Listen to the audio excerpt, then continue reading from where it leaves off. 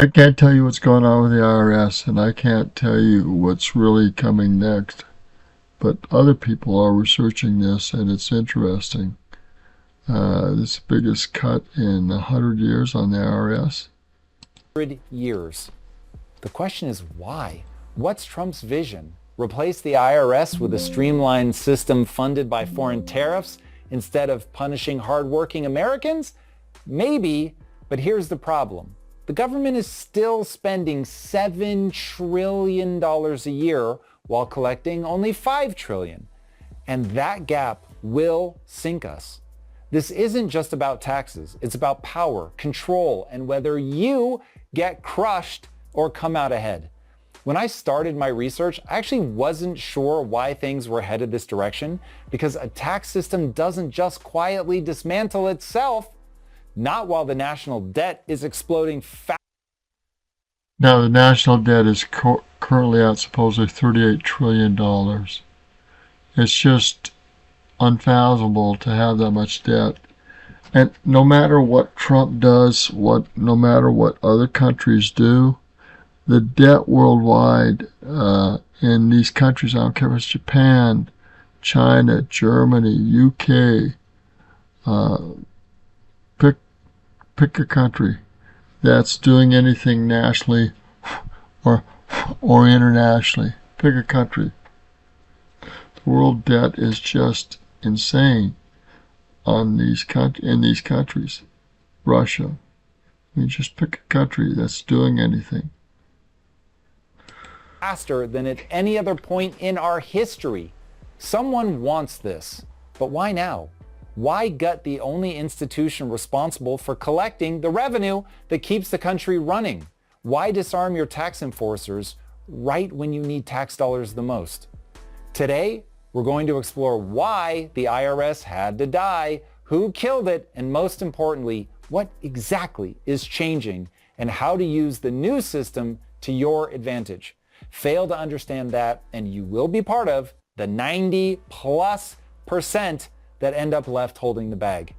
Now, parts 1 and 2 are about getting beyond the bullshit PR of what's happening right now so you can actually see the true nature of the problem.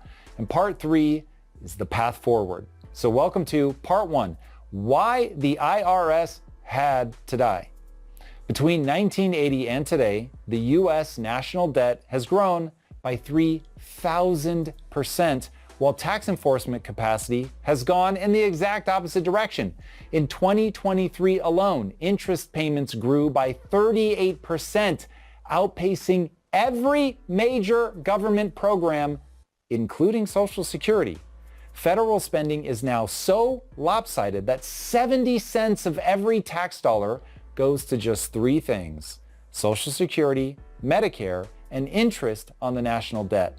In the last 50 years, Congress has passed a balanced budget exactly 4 times, and none of those times happened in the last 2 decades.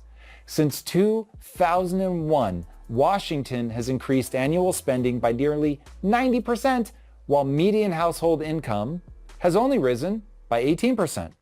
The U.S. Treasury has to issue billions of dollars in new debt instruments every day to cover its shortfalls, a pace never seen in American history. We're in that moment in the movie Titanic where the ship seems fine, but it is a mathematical certainty that it is going to sink. Everyone's still calm, but it's just a question of how many people are going to drown and freeze to death. Many countries have been here before us, and all of them have fallen. How did we all end up in this same exact position time and again throughout history? Well, every empire that has ever existed learns the self-destructive power of debt and money printing the same way. Debt allows you to grow because business is the act of creating a system that outputs something more valuable than its inputs. Take some protein powder, liquid fiber, mix it together with some other stuff, and you've got a protein bar. Do it right, and people will pay more for the finished bar than what the ingredients and labor cost you. That's business. But getting started is often very expensive, and that's why debt, borrowing money, comes in so handy, and governments do it on an industrial scale. The problem is, and the reason it brings down empires, is they get addicted to borrowing money. And every empire that has ever existed has ended up borrowing more money than they could ever possibly pay back unless they counterfeit their own money. This is known as money printing, quantitative easing, debasing the currency, whatever euphemism you want to use, but it is legalized counterfeiting. And regardless of being legalized, it's still counterfeiting. And counterfeiting money has the counterintuitive effect of making each dollar less valuable.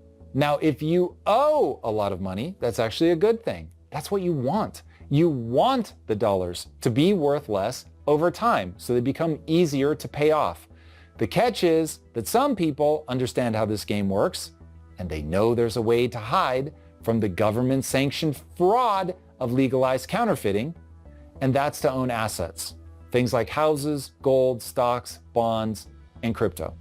The bad news is that the vast majority of people in any given country don't understand how assets protect you from the ravages of legalized counterfeiting, which is often referred to as inflation. And that's why 10% of Americans own 93% of all the assets.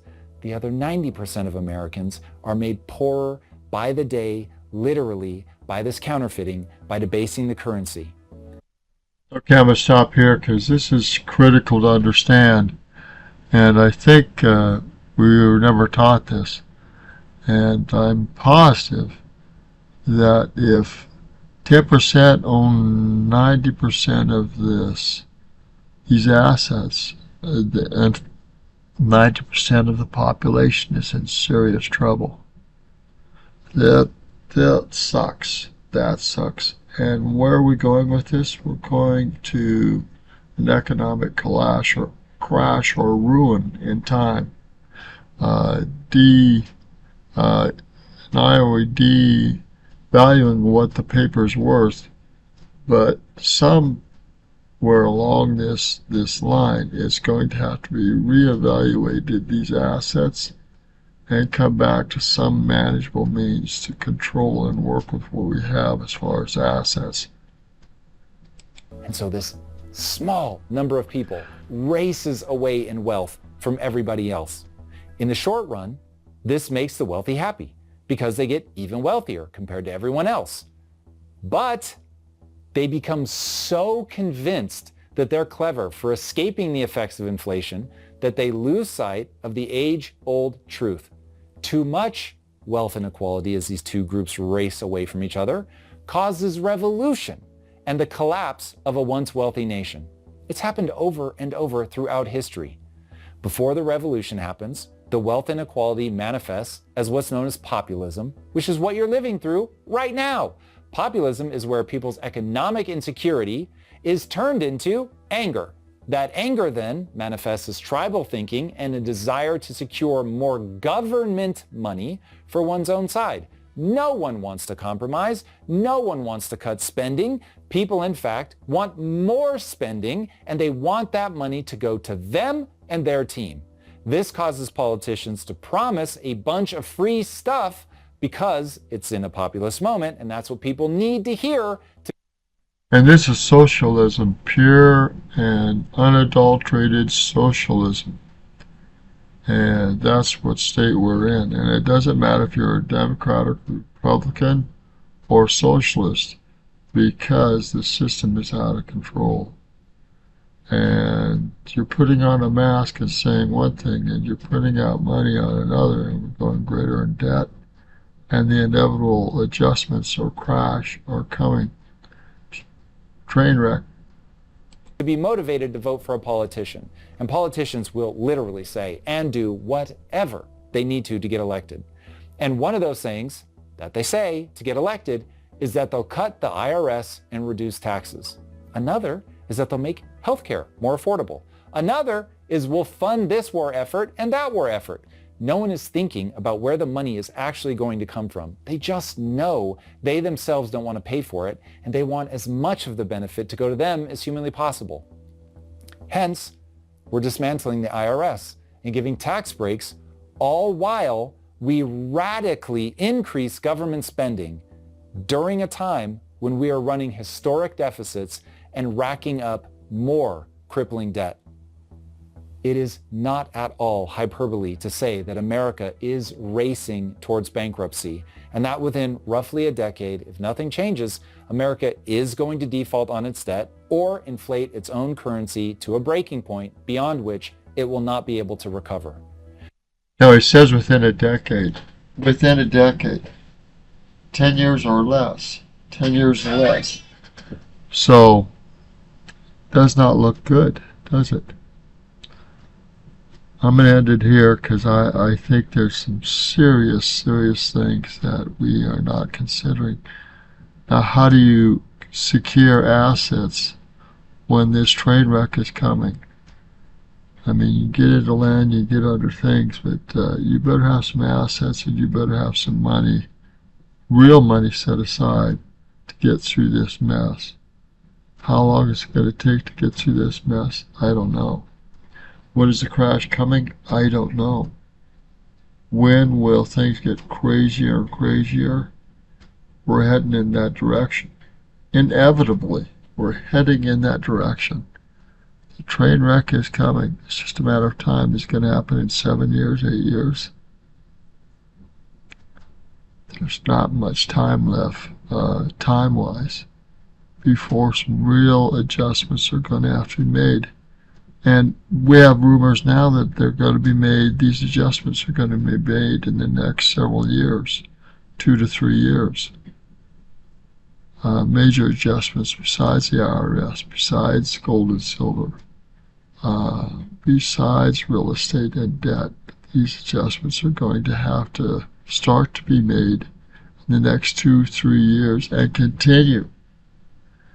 I hope smarter people than me know what the hell they're doing, because if they don't, bad historical scenario is going to happen in the United States, monetarily wise. Crazy to think about it. What is gold and silver going to do? What is land going to do to help people get through this? Are states going to reduce taxes? Are they going to make silver and gold legal tender? Is gold and silver going to go up dramatically? And I mean dramatically. If you're talking about pushing gold to 20,000, it's at 4,000 now. Is it going to make it to 20,000? Is it going to double to 8,000 before the crash hits? I don't know. But both gold and silver are going up as we go toward this crash, towards these readjustments. The IRS is being reduced as we speak. So, credit is at an all-time high. People can't afford new vehicles. They can't hardly afford getting into rent and into homes. They don't make enough. They don't do enough. People are hanging on to everything that is paid off that is possible. I don't care if it's a car. I don't care if it's a home. You're getting 2 and 3 and 4 families into a home that's paid off because they don't want a mortgage payment. It's going to take everything they can to keep their used cars repaired and to keep their homes repaired and insured and to pay taxes on that even without a mortgage. That's what I do know. And we're seeing more and more of this come. So buckle up, boys and girls, adults, children. Get out of debt. Combine your resources. Get into something that's livable and doable regardless of tax hikes, regardless of insurance hikes. And you better have a place paid off, because if worse comes to worse and you can't afford the insurance, if it's paid off, you're going to have to be self-insured and have money set aside to repair for flood or fire or structural repair or repairing what happens. and you're going to have to be able to pay taxes and have income coming in. If you're just holding on without income coming in, you're still in very, very serious trouble.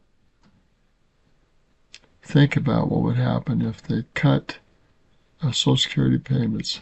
Think about what would happen, and they've done that in China and in other countries and at other times.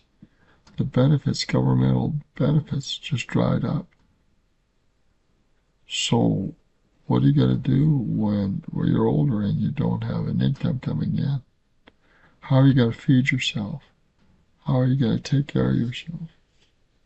For the elderly and those that can't work because they're not physically able to, this is a serious, serious trouble.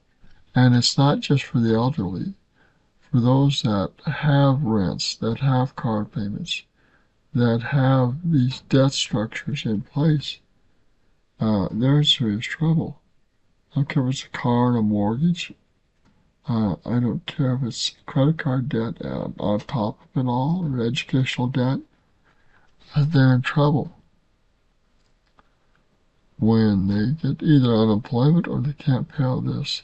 The country will only take so much deficits, so much credit, so much bankruptcies before we have a serious financial crash. And the country's current debt structure is $38 trillion. How in the world are they going to take that off the books? I don't know. I don't have the answers.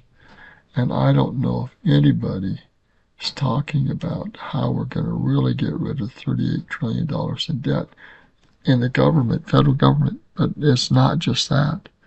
We have trillions of dollars of debt in mortgage payments, car payments, credit card payments, student loans. When you add up all this personal debt, it's in the trillions too. And I don't know if they know, currently know, someone knows probably, how many trillions, and it could be hundreds of trillions of dollars of debt with the population. But it's in the trillions. I'm sure of it. Mortgage debt, credit card debt, car debt, medical debt. Here we go. It's going to be a rough ride in the future. There's no two ways about it. Good day, and God bless us to preserve our nation and keep our sanity. To have enough children to continue growing as a country, and to get rid of these controlling debt cycles that are crushing us financially. I say these things in the name of Jesus Christ. Amen.